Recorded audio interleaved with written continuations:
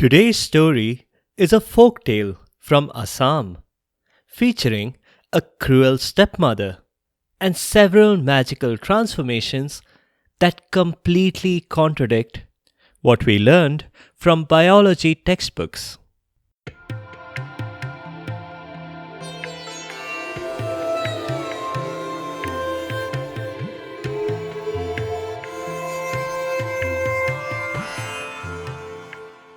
Welcome to Stories from India. This is a podcast that will take you on a journey through the rich mythology, folklore, and history of the Indian subcontinent. I am Narad Muni, the celestial storyteller and the original Time Lord. With my ability to travel through space and time, I can bring you fascinating stories of the past, the present, and the future. From the epic tales of the Mahabharata and Ramayana to the folk tales of the Panchatantra, to stories of Akbar Birbal and Tenali Raman, I have a story for every occasion. The purpose of the stories is neither to pass judgment nor to indoctrinate. My goal is only to share these stories with people who may not have heard them before, and to make them more entertaining for those who have. A long time ago, but right here in our very own galaxy, in fact, on our own planet, there lived a rich merchant. Let's call him Vyapari, which literally means trader. And when I say rich, I don't just mean an abundance of money. His home was also abundant with wives. Vyapari had 100% more wives than you might find in a typical household. His two wives were poles apart, not physically because they lived under the same roof, but in many other ways. One of them had a child, the other didn't. One of them was sweet and innocent, the other was evil on the inside. But there was one another major difference between the two wives, and that came up when the child, Tejimola, was still a toddler. And that difference was that within a few years, one of the wives was alive, and the other one, not so much. It wouldn't have been much of a story if the good wife had survived, and not the evil one. But we've seen this before, not just on this show, but in many other European folk tales as well. Cinderella, Vasilisa, and so on. In keeping with the tradition on the show, let's call the surviving wife Dione, which is the Assamese word for witch. The girl, Tejimola, was brought up almost exclusively by Dione. Vyapari was mostly out doing business, or that's what he claimed. Dione didn't ask too many questions, as long as the money kept flowing in. Dione was actually nice to Tejimola. For several years, she brought up the girl just as she might have raised her own child. But then, there was a turning point. There always is. This was around the time Tejimola had grown up. Vyapari and Dione debated what was next in her cards. Dione preferred if Tejimola could get a job and become independent, that sort of thing. Blue collar, white collar, pink collar didn't matter. It would start a new income stream for them at home. Or she could join her father at work, merchanting or trading or whatever it was that he did every day. All that did not sit well with Vyapari. He explained that if they married her off, she would be wearing all kinds of collars, but in someone's home. He tried to explain that he was all for equality and all of that, but that they should take small steps. What if Tejimola couldn't handle the sudden pressures of a job like trading? Would she understand the nuances of risk-free speculation in long-term day trading? Diane said that she was pretty sure there was no such thing as risk-free speculation or long-term day trading. Vyapari dismissed her skepticism by asking her to point out to the audience which one of them was the actual trader here. Let's all of us be clear on something. Diane was the villain. She wasn't actually motivated by a desire to undo millennia of gender inequality. She preferred that Tejimola bring in more money to fill Diane's pot of gold. And more importantly, by preventing the girl's marriage, Diane would also be preventing a massive dowry. And that because that dowry would inevitably come out of Diane's pot of gold. Ultimately, Diane reluctantly agreed with Vyapari's plan. But simultaneously, she began plotting her next move. And that plan went into action when Vyapari went on his next business trip. Diane promptly found every possible excuse to punish Tejimola every chance that she got. For example, if the fork and knife at the dinner table were not exactly 2 inches from the edge. Diane also complained if the tea bag wasn't steeped in boiling water for exactly 4 minutes. Tejimola, for her part, wondered why her mother had suddenly become so hard to please. But her education prevented her from any kind of pushback against her elders. And yes, this was the same education provided to her by Diane.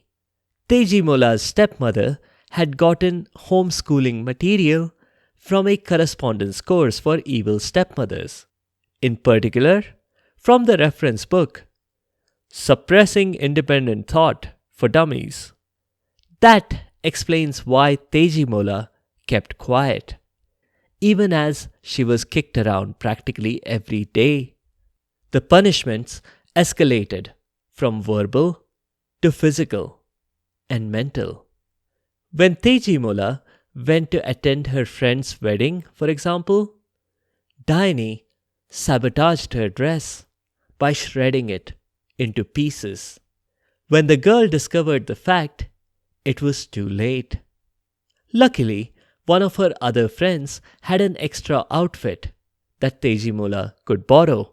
So she didn't in fact attend a wedding in the Cinderella-like rags that she wore at home. And to top it all, Diane took Tejimola to task for having a torn dress. Things only escalated from there. Diane forced Tejimola to grind wheat into atta or flour. That may not sound too bad on the face of it. This happened in their home, but it wasn't a regular household version of Chucky. This was an industrial-sized setup in their backyard. And what's more, there were 2 industrial-sized grinding machines.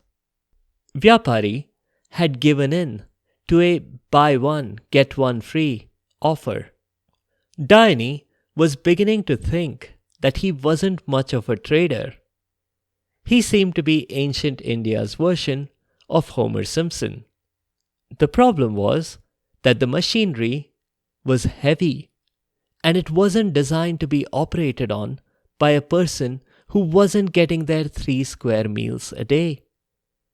What happened after was not an accident. Diane was infuriated by the slow pace at which Tejimola seemed to be operating. The girl had turned out only 75 bags of atta in the entire day. It was a disgrace. In a fit of anger, she pushed her stepdaughter into the machine. And that was the end of Tejimola. But hey, Diney was happy about the extra bag that came out of the machine. That meant she would have less cleanup to do. But she couldn't sell that bag. No one would mistake the contents of this 76th bag for flour. So, Diney did the simplest thing possible. She found a corner of the yard and buried her stepdaughter's remains there. Days passed. There were some inquiries from the neighbors about what had happened to the girl. No one seemed to see her anymore. Diney claimed that Tejimola had never returned from her friend's wedding. An obvious lie. And yet, there wasn't enough evidence to conclude, beyond a reasonable doubt, that the girl had in fact returned home. People had remembered seeing Tejimola around that time. But they could not remember if it was the 2nd of October or the 3rd. And that made all the difference. Days turned to weeks. Vyapari had still not returned, but he was expected back any day now. Diney had planned to stick to her story. Then there was a knock on the door one day. Diney opened it. But it wasn't Vyapari. It was a stranger. This lady at her doorstep was from Diney's village, sure, but they had hardly ever talked before, other than that time when Diney made a casual comment on the weather. This lady at her doorstep wanted to know if she could have a pumpkin. Diney told her that the grocery store was just 2 blocks down the road, right past the amusement park. To which the stranger said that no, she meant the pumpkin in her backyard. There were so many of those big, beautiful pumpkins. Surely Diney would give her one, since she was asking so politely. Diney was surprised because she didn't know anything about pumpkins in her yard, any more than any of you listeners did. She hadn't planted them, that was for sure. But she had indeed buried something there. Diney told the stranger to go right ahead, to take as many pumpkins as she wanted. The stranger eagerly brought in several bullock carts. They were carrying crates, and she also got a forklift and a team of laborers that she had hired for this job. But before they could pluck the very first pumpkin, it talked. Diney's heart turned to stone, devoid of care. Her cruelty has left me with a burden to bear. Diney was shocked. Where was this voice coming from? Pumpkins couldn't talk, could they? Yes, they had talked in episode 2.5 of this show, but that was different. There was an old lady hiding inside. To her horror, she realized suddenly that the voice belonged to her dearly departed stepdaughter. The singing didn't stop. She shattered my dreams with a venomous sting. The effect of Diney's cruelty on me is an everlasting thing.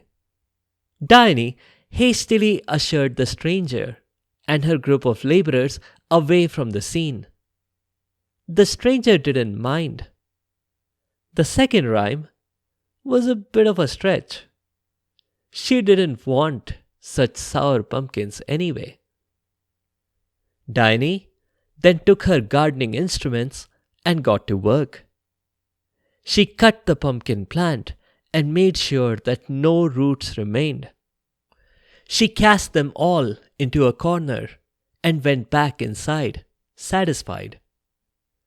A few weeks later, something very similar happened.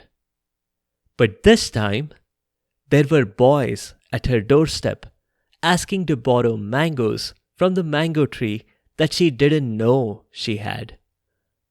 She said yes, but again the mangoes on the tree began to sing. Her wicked intentions like a twisted art. Diane's evil plan tore me apart. Diane chased the boys away. Then she chopped down the mango tree and took it down to the river and tossed it in. She stood there observing the tree until she saw it disappear in the horizon. There, that was the solution. That's what she should have done the first time. Now she was sure that she really was rid of Tejimola. The remains of the mango tree disintegrated in the water. Maybe all the industrial waste helped accelerate the process. But within a few days, there emerged a single water lily. As luck would have it, Vyapari was on a boat in that stream, and he was standing on deck. He spotted the water lily, and he immediately wanted it for Tejimola. She loved water lilies. When they tried to pluck the flower, it sang again. Tiny's icy grip squeezed out my light. Since then, I've been trapped in this never-ending night. Vyapari, for all his faults, was smart enough to know that this wasn't how an ordinary flower is supposed to act. Luckily, there was one other person on the boat who knew a few tricks. This person was a wizard, or Jadugar, as he preferred to call himself. Jadugar went to the kitchen and emerged with two things: sugar and spices. He held them out in his hands and said, "If this lily is really Vyapari's daughter, she will turn instantly into a myna and peck at the spices. If it's anyone else, it'll go for the sugar." Jadugar didn't leave a third option, which might have turned out awkward for him if the flower lacked the ability to transform. But not for nothing was he a wizard. The lily did change into a myna and began to peck at the spices. That was enough to convince Jadugar and Vyapari. So they put her in a cage. It was just a precaution, in case the avian instinct took over, and Tejimola flew off and became indistinguishable from the 50 billion other birds on the planet. They reached Vyapari's home, and even before introducing Jadugar to Diane, Vyapari launched a barrage of questions. Diane stuck to her story. Tejimola had not returned from her friend's wedding a year ago. Jadugar waved his hand, and instantly Tejimola was transformed back into her adult self. Well, it was botched the first time, because the wizard had forgotten to take her out of the cage. It worked when he transformed her back to a myna, took her out of the cage, and transformed her again. Vyapari looked at Jadugar, and he wondered why the wizard hadn't just transformed the water lily directly into Tejimola.